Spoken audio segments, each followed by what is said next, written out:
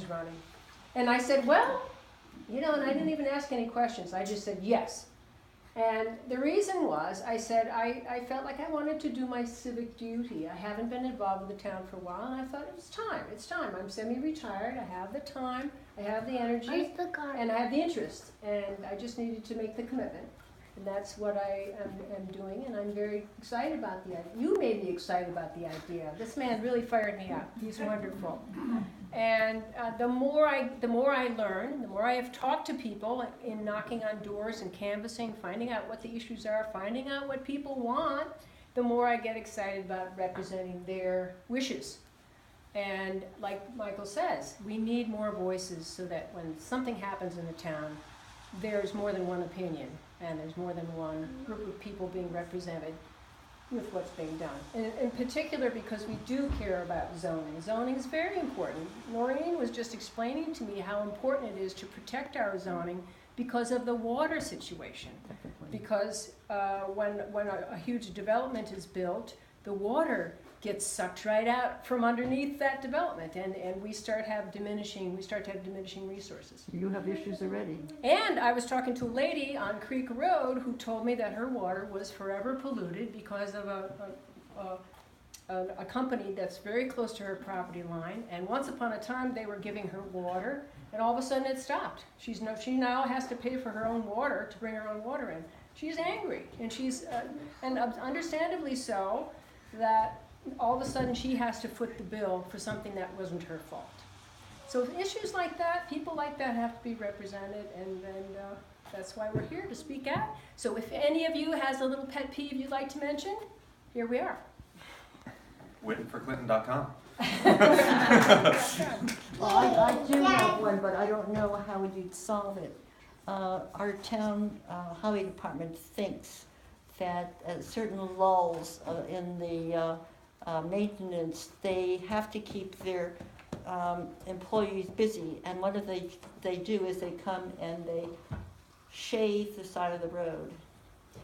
And our particular road is pretty rural, and I don't want it to look like part of a development. I don't want it to look like a lawn, and then the trees and so forth. And then they cut down.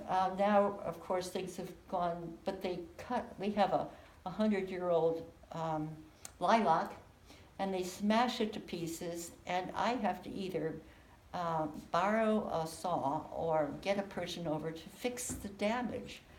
I talked to the highway department 3 times. I said, how can I mark my property at not to be mowed, not to be smashed? And he said, well, I'll tell them where it begins and ends. And that is, so I got them in person. And I said, this is where it starts and this is where it ends. But it's the different people. It absolutely has to have a solution. Mm-hmm. I have enough things on my plate. I don't have to get upset about my property being out of my own control. That's the truth. Thank you. Thank you for that comment, June. I bet you're not the only one who has that issue in mind either. Well, Theron says he has about 5 people who complain, but I'm sure others don't bother. I've knocked on about 400 doors. I know of more than 5 people who could complain. Oh, there you go. You're going to stir them up, right? Yes. Michael, Yeah. can I go back to your comment about the planning boards and zoning Yeah. board meetings not being public? Yeah. Is there any way to make that happen just by groundswell of people like us requesting that, or does there have to be a change in the leadership? I mean, couldn't we all as citizens just go, we'd like to have these are Absolutely. I mean, somebody could go there and YouTube it. I mean, that's not a big deal. Yeah, and in fact, the town board website posts the town board meetings. It takes them about 3 weeks to put it on. But then I spoke to the man, I'm sorry, I'm forgetting his name, Judy will know it, who also, Gerald. I spoke to Gerald, who records the town board meetings sometimes, and he puts them on YouTube. He created a Town of Clinton YouTube channel, and they're on YouTube within 24 hours of the meeting. So I don't even use the town board website anymore. I just go to the Town of Clinton YouTube channel. So it would take a person turning on the cameras and hitting record during those meetings. They're not in the same place. The cameras are in the town hall. The meetings are zoning and But there's no reason it can't be. They have to there is a mobile unit, Hmm. but someone would have to man that. And Yeah. so a new budget it'd have to be in the budget. Yeah, there would have to be That one extra person. money would have to go in the budget.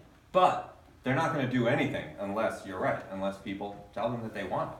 So, you know, let's say, God forbid, you guys don't get in, so we're still stuck with the Republicans, can we Yes. then, like, as a group of citizens, just say, look, Find a way. Absolutely. We- Well, we want for one, this if you go on the recorded. town board website, you can get the email addresses of every member of the town board.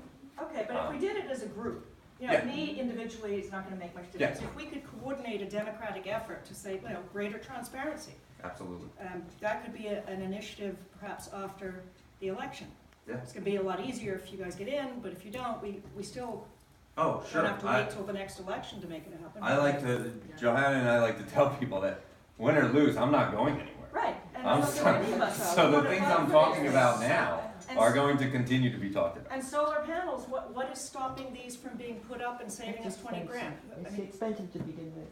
is the well, expense, the so- initial expense? Grant, that's why But there are grants. grants for. There are panels. grants for, Yeah. for solar And panels. one of the issues that I was told, one of our town board members applied for a grant. He applied for one and was told that the town was too small. We didn't need as many solar panels as would make it worth their while, essentially. Which is why I bring up partnerships between the fire departments to do it and partnerships with neighboring towns so that we can increase the number of solar panels that we would be acquiring. And we could get the grant money that way. And I- grant people love to see collaborations. Yeah. Yeah. They really encourage that, so that would be a Well, I great was idea. just asking Pam about her solar panels, because she's got, you know, a lot of them, and I've been wanting to go solar, and I'm sure there are lots of other people in the area that would like to do that too, but I'm just not quite sure, you know, who to go to, who's reputable, who knows this area. If there was a group of us that all got together, it would create, you know, economies of scale and savings And as a part of the Climate Smart Community Program, one of the steps in that, there's like 130 different actions a town could take. Okay. But some of the steps in that is an education program for the public at large, Sure. to teach them ways to be greener, to teach them how to save energy and the methods they have. Yes, Stephanie. Can I weigh in on some of this? So Rhinebeck Village is looking to go completely solar and have been applying for grants. Certainly, that would be a very easy connection to gain how they're gaining that solar. Yep. I know that Mr. Bassett has been spearheading them going solar. And again, I think it's just lack of knowledge. It's lack of being able to have the time to look for those grants, but more lack of what can I do, not being informed on the commercial end of solar. We also need to make sure that there are town board members that actually believe it's a benefit and that we need to do it.